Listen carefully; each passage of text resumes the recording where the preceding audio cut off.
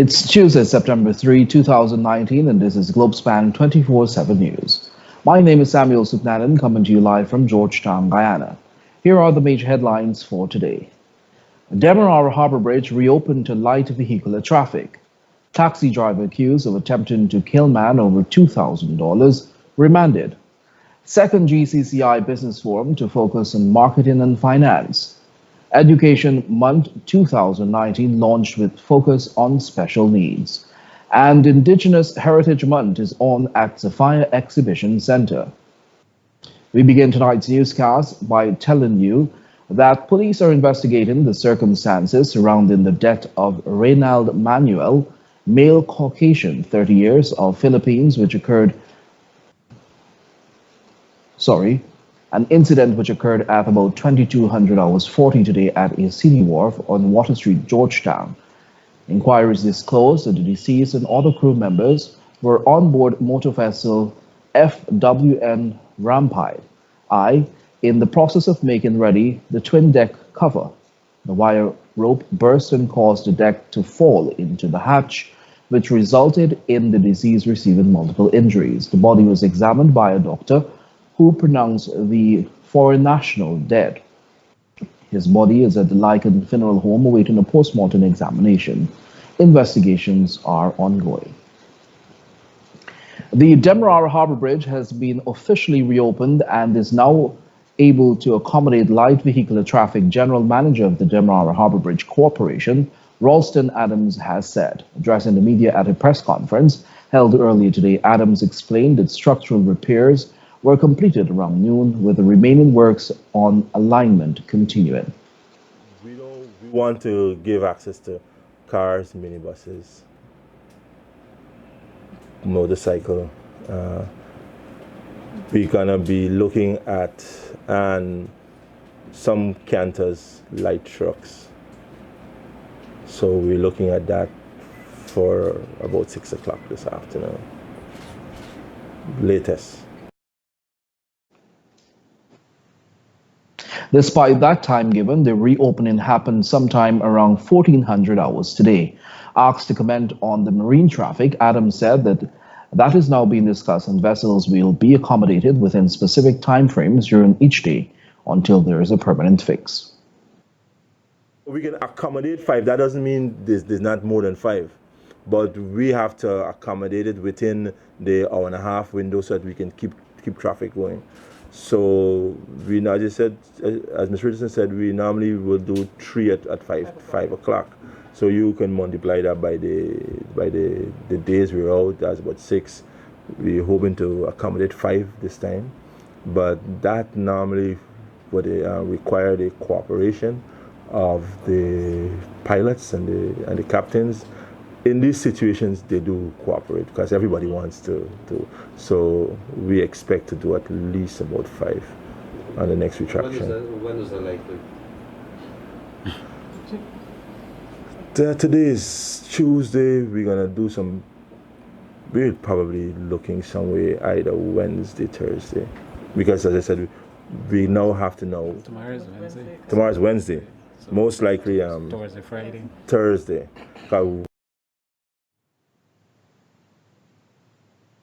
The extent of the damages and the cost of repairs to the Demerara Harbor Bridge is still to be determined at this time. Garbage collection in the capital city of Georgetown has been temporarily halted due to the closure of the Demerara Harbor Bridge. We find out why in this Abel Harris report. Piles of garbage could be seen in the capital city due to a disruption in collection because of the damaged Demerara Harbor Bridge. According to reports, because Puran brothers are located on the west coast of Demerara, they have not been able to cross the river to collect the city's garbage. General Manager of the DHB, Ralston Adams, had disclosed to the media that City Mayor Ubraj Narain had requested that trucks pass over the bridge, but this could not be done. I've just come off the phone with the mayor, and he's asking us to accommodate.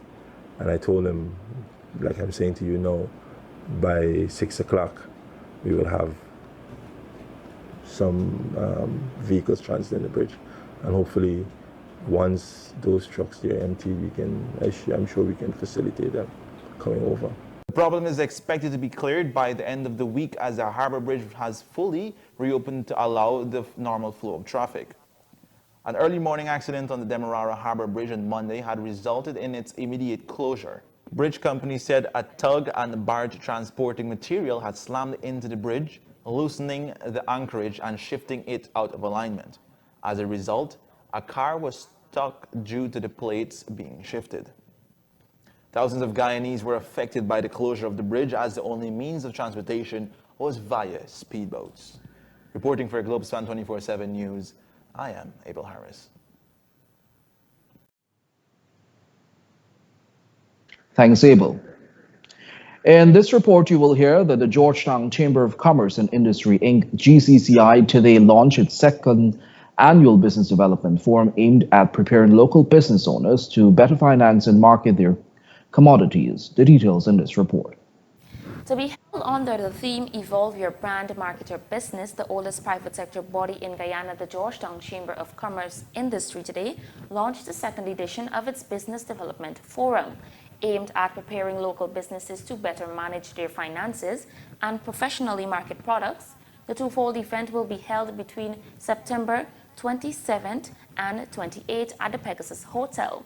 Executive Director of the GGCI, Richard Rembrandt, explained that the last forum held in 2018 focused on helping businesses to become compliant, competitive, and compensated. It was from this background that they developed the new team. This year, our aim, we have targeted two specific thematic areas, as has been outlined. We have targeted finance and investment along the line of projects and project proposal writings, thereabouts. Marketing also we have covered. Now the reason why we have gone in this direction, the thrust of this forum being around those thematic areas, primarily because last year, when undertaking the event and when listening to the questions which emanated, the general discussion and the thrust of the discussion was in and around these fields of marketing and finance, the most questions were answered. Marketing expert and chamber member Gary Thompson stressed on the importance of marketing and branding as they are two pivotal elements in building a successful business. The things that we have seen from research is that over 70% of businesses that got started across the world, this is not just Guyana, they fail. And they fail not necessarily because they have a bad brand. Many of the businesses that we've seen that are failing, they have excellent brand. If we are to take a look at agro-processing sector, you would see that most of these players in the market, they have brands that are ready for the market, ready for the international market. But what we see is lacking is a clear understanding of marketing and branding. So we have a number of speakers lined up. The cost to attend the event is $7,500. The forum not only presents an environment to improve business, but also serves as a prime networking opportunity. For Globespan 24x7 News, Shakima Day. Thanks, Shakima.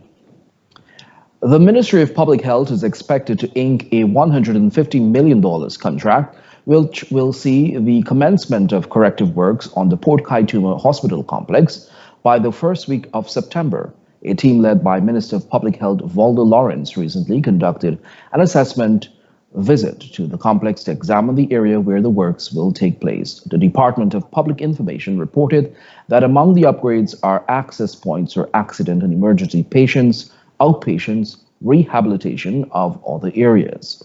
The ministry's procurement manager, Sue Chan, explained that the goal is to ensure that all the necessary services are now available in the Port Kaituma district. Sue Chan added that it is the ministry's intention for works to be done promptly, as the primary goal is to relocate all existing and new services to a more spacious and conducive facility soonest. Based on the new facility's capacity, there is likelihood of the new Port Kaituma Hospital becoming the new regional hospital in the Barima-Waini region. We'll take a short break. Do stay with us. We would like to ask all of our faithful viewers to kindly like and follow Globespan 24x7 Facebook page and subscribe to Globespan 24x7 YouTube channel to receive up-to-date notifications of when we are live. Globespan 24/7 has vacancies for full-time positions such as reporters, newscasters, and news editors. Persons serious about joining a new and dynamic news team are asked to send their application to careers@globespantechnology.com. TravelSpan is pleased to announce special fares from New York to Guyana for Christmas. Seats are available to travel, and depending on which dates you choose, fares range from $8.49 to $11.69. These are limited block seats on American Airlines non-stop flight from JFK to Guyana. Call 718-845-0437. That's 718-845-0437. Or book online at travelspan.com. TravelSpan does have a payment plan, so travel plans, call TravelSpan. Thanks for staying with us. You're watching Globespan 24/7 News. The Guyana National Industrial Corporation, GNIC, today handed over a brand new speedboat to the Ghana Prison Service to serve as the emergency response transportation system for the Masarooni prison. The details in this report. Director of Prisons Gladwin Samuels today received a brand new speedboat in a simple handing over ceremony at the GNIC wharf. The boat will aid in the delivery of emergency services at the Masarooni prison. Due to the ongoing expansions at the Masarooni prison slated to be completed by the end of 2019, the correctional facility will see an intake of more than 200 additional prisoners being held there. According to Director Samuels, this new addition will help them to meet the demand. And in keeping with that expansion, the needs for emergency response at the location will certainly increase. Over the years, we have acquired a number of speedboats, but they were either constructed of wood or fiberglass. And we would have seen rapid deterioration of those boats, which resulted to us currently having only one speedboat in operation. Samuels disclosed that the boat amounted to $10.9 million and went on to give a breakdown of the expenditure. This is divided into two sums. One, $5.5 million for the construction of the vessel by GNIC, and then we had to procure the two 200 horsepower engine, which came in at $504,000 plus. I am confident that with the addition of this vessel to Masarooni prison, it will significantly boost the capacity or capabilities at the location, especially as it relates to responding to emergencies. The director noted that they were supported by the Guyana Defense Force when transporting high-profile prisoners with medical emergencies. He stated that as the prison continues to be developed, more river assets will be added. The keys to the boat were handed over to the Permanent Secretary of the Public Security Minister by a representative of the GNIC. For Globespan 24/7 News, Shakima Day. Thanks for that report, Shakima. Education Month 2019 was today launched at the Ministry of Education Sport Complex in Georgetown, with special focus this year being placed on special needs. More in this report. Launched under the theme, Education, the Key to National Development, the Ministry of Education has planned a host of activities to commemorate Education Month 2019. The main highlight among these activities is a day of sports solely for special needs children. Education Minister Nicolette Henry, in her remarks after declaring open, stressed that the nation will fail if education is not at the forefront. His Excellency and this administration believe that education is the key to national development. And if education fails, the nation fails. Minister Henry stated the development of a cohesive nation cannot be done without the nation's main resource, its people.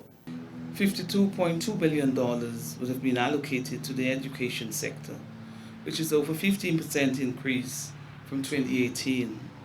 This investment in education is critical and crucial to the development of this nation. It was John Dewey who stated that education is not preparation for life, education is life itself. Marshall Hudson, who serves as the Chief Education Officer, in his address commended teachers on their efforts and sacrifices in ensuring that every child receives a sound education. That the job that we are asked to do is not a simple job, and therefore it is incumbent on us to give our best, all of our energies and efforts, as we attempt to educate the nation's children. So to our teachers, I say continue to teach with purpose. Teaching cannot be in a vacuum, teach with purpose. And I know our teachers, they've been doing a great job, and I really want to commend them at this juncture, knowing that at some point in time they will impact and liberate the minds of our young people and set them on a course to enjoy social mobility. National Spelling Bee competition, engineering and technology fair, debating competitions, and the celebration of International Literacy Day are among the activities slated for Education Month celebrations. Reporting for Globespan 24x7 News, I am Abel Harris.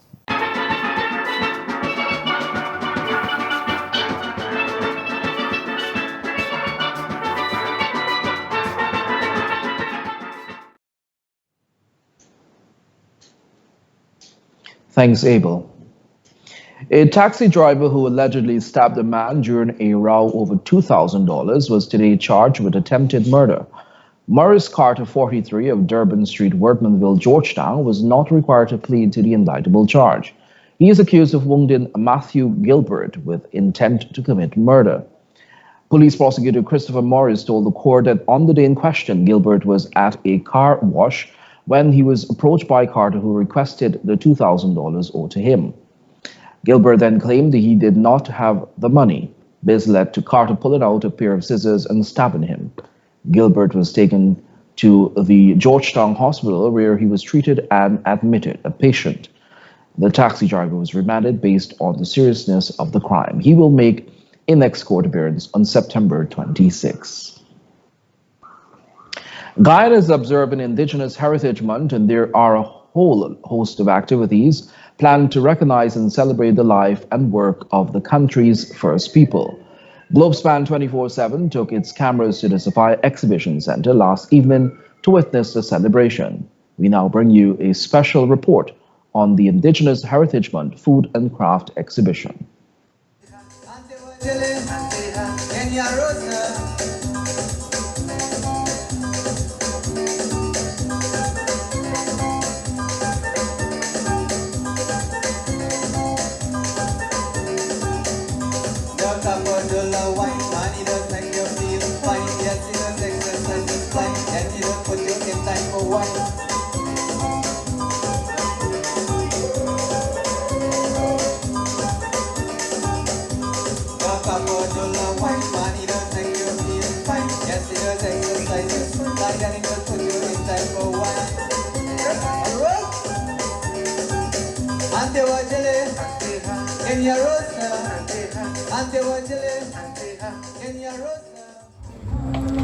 This is a Globespan 24x7 special on Indigenous Heritage Month. My name is Samuel Suknandan, and I'm at the Sophia Exhibition Center for the Indigenous Food and Craft Exhibition. We're with Walter LaRose from Oyona Products, who is going to take us through some of the items being sold here tonight. Okay, well, basically we're specializing in casrip, cassava casrip. So our product basically stems around the cassava casrip. Well, it's a Region 1 product, and it's original. Okay, and how is the sale like so far?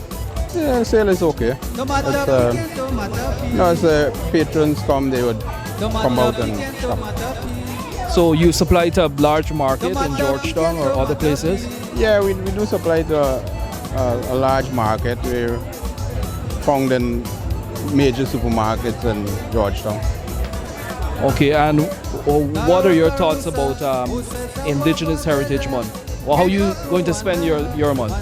Well, I'm going to spend it, enjoy it. This is what we would normally do as Indigenous, just enjoy ourselves, embrace our culture and enjoy ourselves.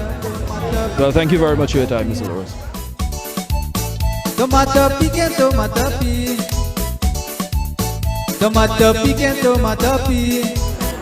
So we're now with a craftswoman here at the Sophia Exhibition Center. She's going to tell us all about the products she has to offer here. My name is Leomi Willis, and I am Community Development Officer attached to the Ministry of Indigenous Peoples Affairs, and I'm based at Mabruma, Region 1. Brimo Winey. See my craft here? These are all made of tubiceri. It's a palm. I have in like fruit bowls and jewel boxes, and if you can see here, I have in like fruit bowls. I have head pieces. I have cassava, cashew, honey came from the bee, honeybee. I have in potato wine, organic, and I have in hammock made out of tibisiri. This work here that I'm doing here, I involve the Venezuelan migrants too, for them to get a daily bread. I get them to work because they have such skills too, so we work together. How long have you been doing this business? Maybe for like 20 years and over. And how many Venezuelans you have on board right now? I have in like 2000 plus 2005 in Region 1. I'm sure they're grateful for the opportunity. Yeah, of course, they are. What does Indigenous Heritage Month means to you, and how you hope to spend it? Well, for me, that's my tradition, because I'm Arawak and Warao. That's my tribe, and I'm very proud of it. And people who know me in Region 1, I always hold my tradition. I try with my languages too, and I'm very proud. So I always prepare for September every year. I also go to Panama at a tribal gathering representing Region 1 and Guyana and home. What would be your encouragement to young Amerindian or Indigenous women? Well, I would encourage my young Amerindian brothers and sisters to hold their tradition. Don't let it go. Hold it, preserve it. Preserve our language, preserve our culture, our art and craft. That's what I'm here for. That's why I'm not giving up, and I'm teaching other youngsters coming up. So if I pass, somebody is behind me to take it forward. That's me. Thank you very much, and do enjoy. Matapi kento matapi, matapi kento matapi, matapi kento matapi. And we continue to find very interesting stuff here at the Sophia Exhibition Center. I have with me Andrew Campbell, who has an indigenous food business. He's going to explain the products that he offers and how he plans to spend his Indigenous Heritage Month. Andrew. Hi, good evening everyone. I'm from Ibi Sawana Natural Food. Ibi Sawana is a Lokono name meaning Arwa, right? It means to change or transform. The idea behind the name is, well, as it says itself, is that everything that we do here, we're transforming it from the raw produce to value-added products. And we want to change the way how Guyanese utilize healthy foods. Instead of importing all of those dry fruits, we can have local fruits right here in Guyana, done by by locals. I've actually started out last year, July. Originally, I farmed ginger, and we have a problem getting market for the raw ginger. And sometimes when you bring out your ginger, they do not want to pay a price and pay you next to nothing. So I decided that, one of the ways I might as well do some value-added products. I applied to FAO for a grant, which I got through. And from there I started experimenting from July all the way up into December of last year. And then not only with the ginger powder, I experimented with the ginger powder. I found that it was very successful, and then I started experimenting with the dry fruits. I've dried pineapple, watermelon, bananas, mangoes, guava, avocado, all the Guyanese fruits that you can think about I've experimented with over the past year. I've even tried oranges. The idea now is to support local farmers, right? Like I'm a farmer myself, like as I previously explained, but the pineapple comes from Yarrow Cabra, a farm on the highway. The watermelon comes all the way from Berbice.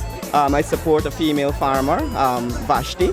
So every Friday I would go and she would bring her and I would buy the watermelon by bulk and do the dehydrating process. There are certain fruits that cannot be sun-dried. And there are various methods in drying, right? And drying has been done for thousands of years. And it's something that over the years, we look more or less like on canned food.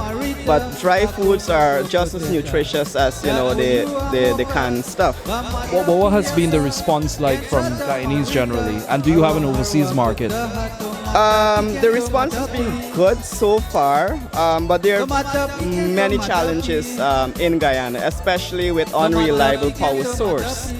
Continuous power outage by the Guyana Power Company actually caused me 4 machines were damaged. So it took me a while to get back. That happened in April of this year, and it took me 4 months to reach back here. So it's a challenge. However, the watermelon, the pineapple, and the ginger powder, it's a big hit in Guyana. People first off, they can't believe that watermelon could be dried, right? And when they taste it, they would tell me that I add preservatives and sweeteners. But little do they know that when you dry, anything that is dried, it becomes concentrated and it retains the nutritive value right within, that product there. But yeah, anything that you tried, you add value to the products. And tell me, Andrew, how many people do you employ directly and indirectly? There, I employed right now 2 persons, and they earn probably more than the average person in Guyana. And that has brought us to the end of the craft section. I'll now hand you over to Shakimade, who will take you through the indigenous delicacies.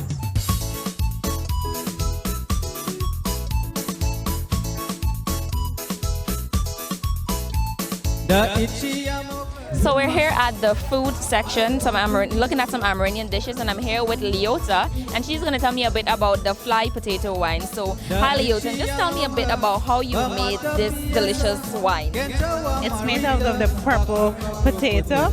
You normally get a purple potato, and then you pressure the purple potato, and then you mash it and put it to mix it with sugar and leave it for a couple days to ferment before you start mixing with adding water into it and leave it again to ferment, add more sugar. The more sugar you leave ferment and the longer you leave it, it gets stronger. And that's how it starts to get into the alcohol stage because it keeps fermenting all the time.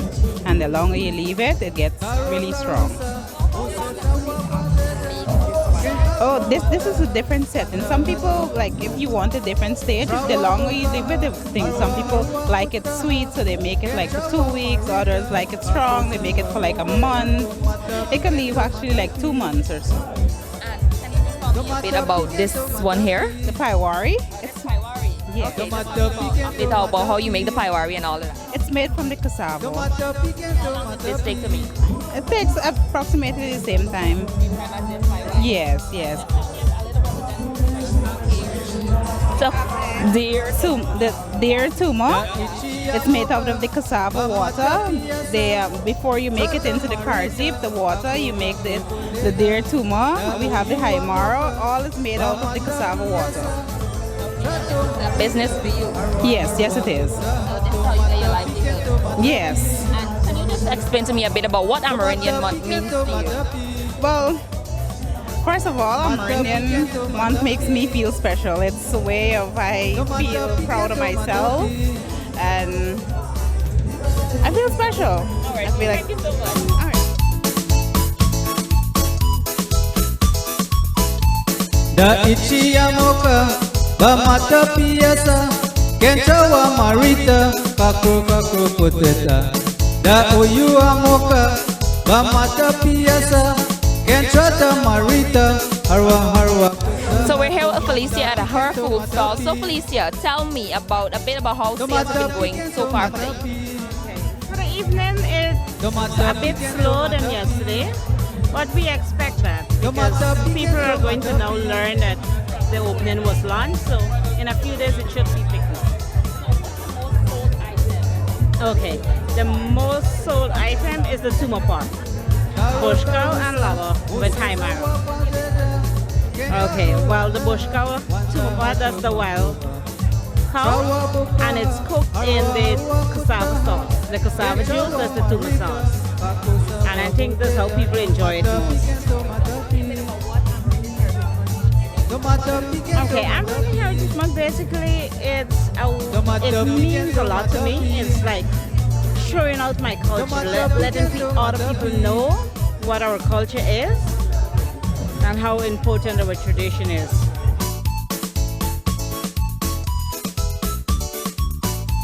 Da ichiyamoka bamata piasa trata marita kakro kakro bodeda da uyuamoka bamata piasa. And that's it for our coverage of the Indigenous Food and Craft exhibition at the Sophia Exhibition Center. For Globespan 24x7, my name is Shakima Day. Thanks for watching.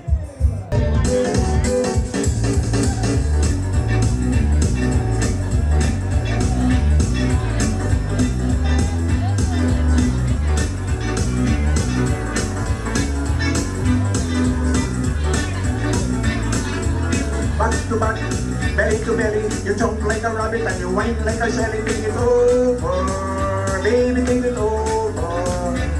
It is a heritage style, everybody going wild, take it over. Jack will come, Vanessa will come, all them big minister will come to remember heritage in September. It is heritage time, everybody doing fine, take it over. Watch yourself now.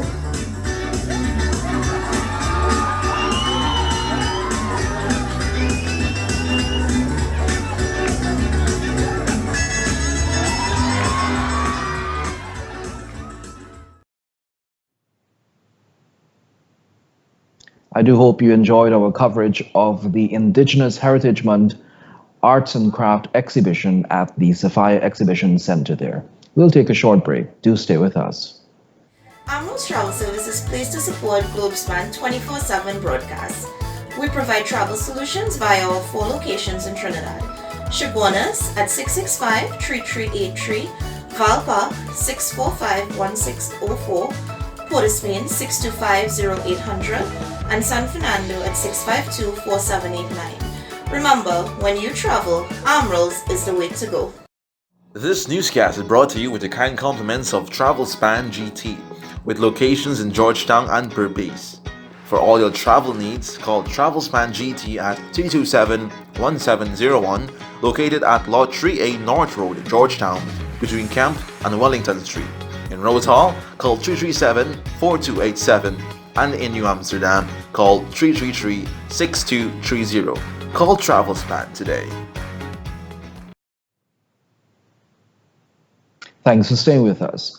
We'll continue tonight's newscast by telling you about our regional and international news.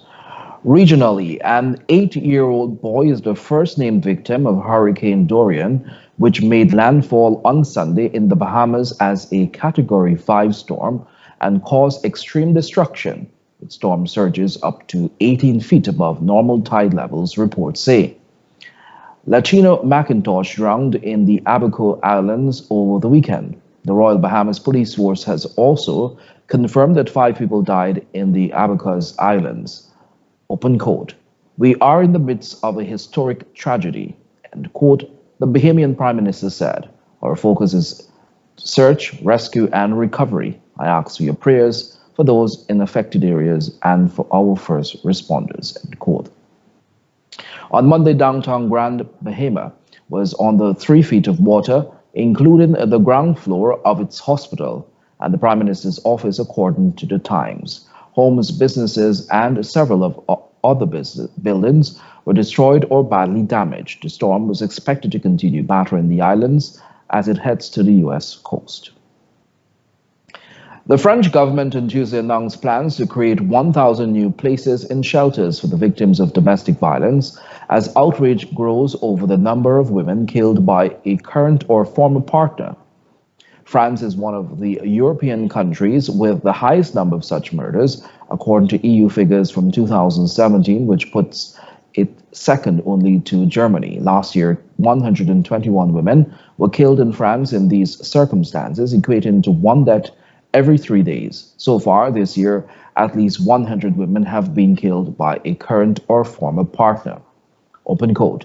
For centuries, women have been buried under our indifferences, denial, carelessness, age-old machismo, and incapacity to look this horror in the face, Prime Minister Edouard Philippe said Tuesday, launching a major consultation on domestic violence, grouping dozens of ministers, judges, police officers, victims' relatives, and representatives of feminist groups. Philippe kicked off the consultation by announcing plans for legislation allowing for the wide-scale use of electronic bracelets to prevent domestic violence offenders approaching their victims. Under the bill, judges could also order an electronic tag for a person who has yet to be convicted of a crime, but who is targeted by a restraining order, he said. Philippe also called for family court judges to be allowed to suspend the visitation rights of separated fathers who attack or threaten their ex, and for women hospitalized for domestic violence to be allowed file a criminal complaint from their hospital beds. We'll now take a look at what's happening in the world of sport.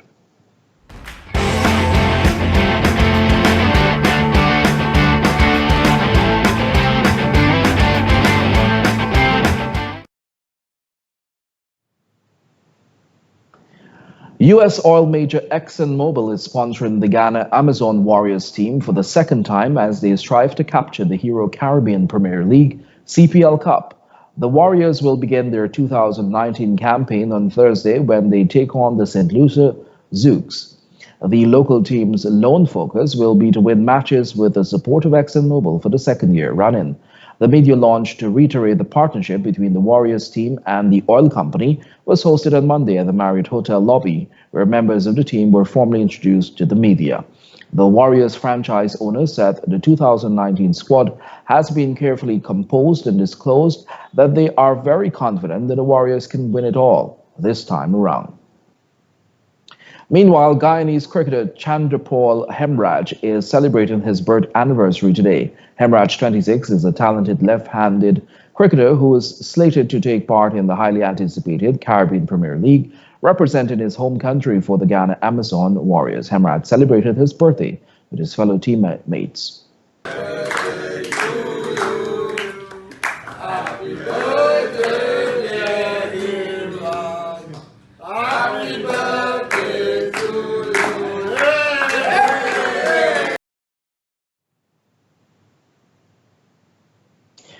In the meantime, British number one Johanna Konta missed out on the U.S. Open semifinals after she was worn down by Ukrainian fifth seed Elena Svitolina. Konta, 28, was unable to impose herself in a 6-4, 6-4 defeat on Arthur Ashe Stadium. The 16th seed, aiming to complete the set of major semifinal appearances, was forced into errors by 24-year-old Svitolina's impressive retrieving. She saved 2 match points before rock-solid Svitolina served out the win. Svitolina, the highest seed left in the draw, will play American 23-time Grand Slam champion Serena Williams. And that has brought us to the end of today's news. Before we go, here's a recap of our major headlines. Demerara Harbor Bridge reopened to light vehicular traffic. Taxi driver accused of attempting to kill man over $2,000 remanded. Second GCCI Business Forum to focus on marketing and finance. Education Month 2019 launched with focus on special needs. And Indigenous Heritage Month is on at Sophia Exhibition Center. Thanks for watching Globespan 24x7 News. On behalf of myself, Samuel Suknandon, the news and technical team, until next time, do have a pleasant rest of the evening. Goodbye for now.